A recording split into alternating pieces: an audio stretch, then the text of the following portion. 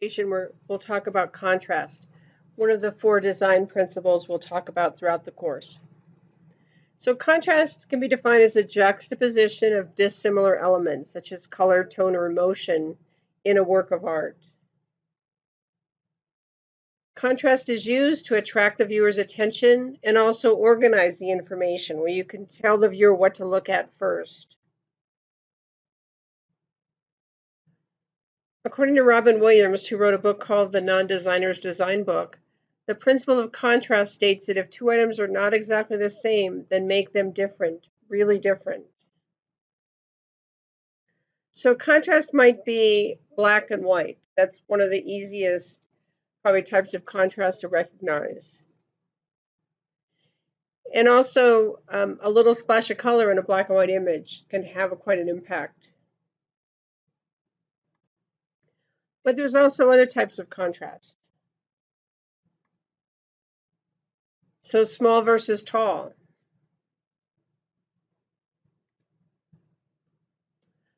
This one might be old versus new, old versus young, modern versus traditional. It might be geometric versus organic.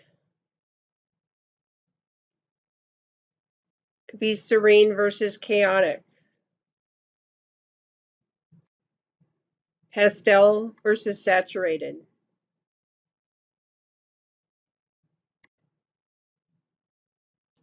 This was just an interesting ad, I thought, for contrast, because it's really texture versus smooth. You're sort of expecting something different than you're seeing here. So another type of contrast, this is a newsletter. Let's say this is an example out of the Non-Designer's book, a newsletter. And there's contrast here. There's headings are in boldface. The large heading stands out from the image. When you really want to pop it with contrast, you might look at the one on the right-hand side, which is really using a lot more striking contrast. There are different types of type contrast. So using contrast in your type is a great way to make your type interesting. You can change the weight, the size, the color, the texture, maybe add an image like the word cloud, change the case, maybe turn a little letter sideways.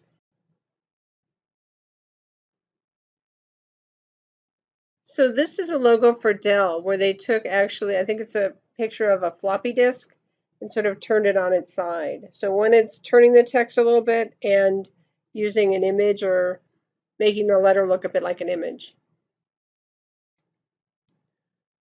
This is the logo for Coca-Cola Zero. And so if you notice, the Z to the O goes from fat to skinny. So if you drink Coca-Cola Zero, you're going to go from fat to skinny. Toys R Us had that little backwards R. Again, just adding a little contrast to make the type look interesting and draw attention to it. Dish Network might use a satellite dish instead of the letter I. I like this ad for Dyson. So they used a very similar font, but clogged the holes in the letters in the top one and have them clear in the bottom one. So it was a really clever way to play around with type to really communicate that their vacuums don't clog.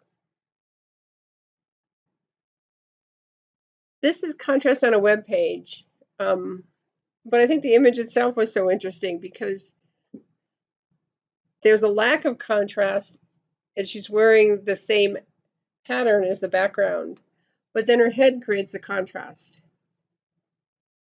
It's sort of interesting, but I also want to point out on web pages, they're using dark colored text on a white background, or down further, white text on a black background. So making things kind of stand out, so giving things some contrast.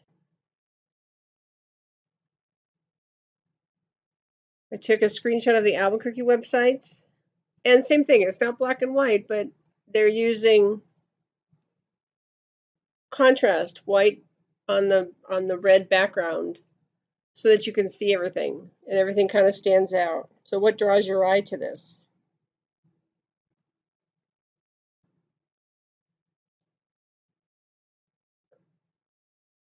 Here's some nice contrast. It's a bit monochromatic, meaning it's sort of the same color throughout, just different shades in darkness, but it really kind of creates some interesting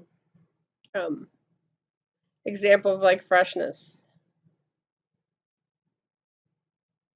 This is a series of ads from several years ago by Microsoft, but what's interesting here is your eyes drawn to where the contrast is. In this case, the eyes are drawn to the kid playing the instrument by himself there. He's full color, he's wearing a red shirt, he's kind of standing out from the outlines of characters. This is another ad in that series, and it may differ, but I think that what stands out most is the extra large outlined woman walking on the tracks, because the one that's dressed fully and in color is wearing kind of brown tones. So she's blending more into the backgrounds while the outline is larger and standing out. So different ways to create contrast. And then this is one of my favorites where the kids are, your eye is drawn to the large airplane, but then you can kind of zoom in and see the kids sitting up in the cockpit.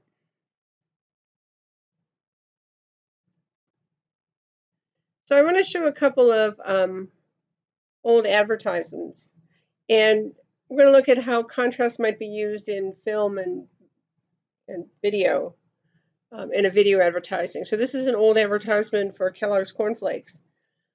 And I would identify some of the contrast here. There's a little contrast in sound. There's the sound of a corn cob being opened up. There's also a contrast with a cartoon character and real people.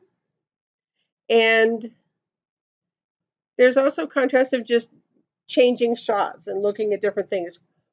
Kind of look at, as we're looking at the ad, what you're being drawn to look at first. So that's kind of letting you know where that contrast is.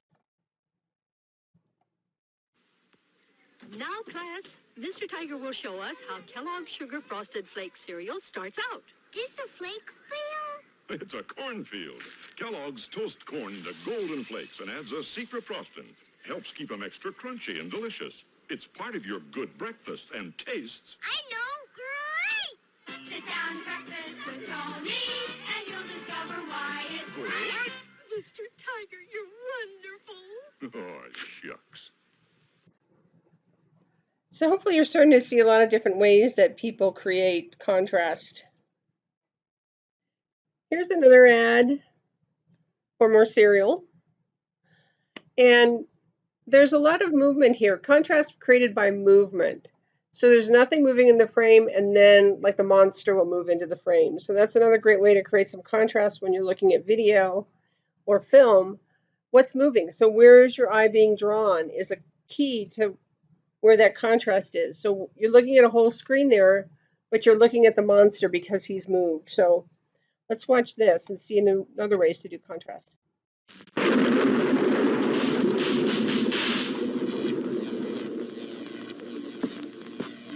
Igor, go and get me what I crave.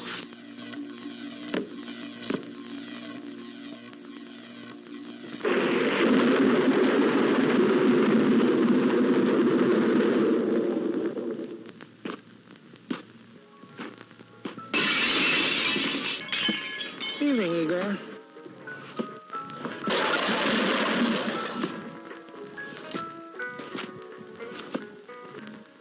If you want a better orange soda, made with more natural orange flavor than ever before, try Shasta.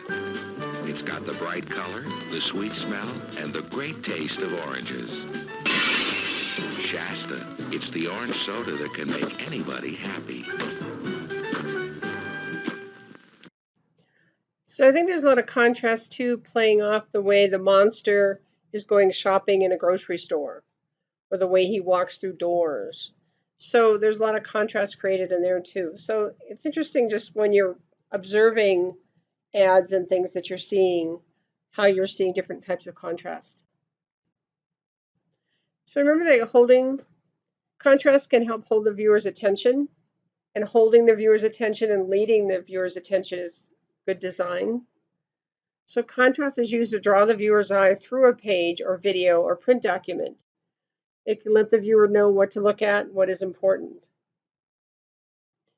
Contrast is used to create and hold interest. So think of ways that you can integrate contrast into your designs.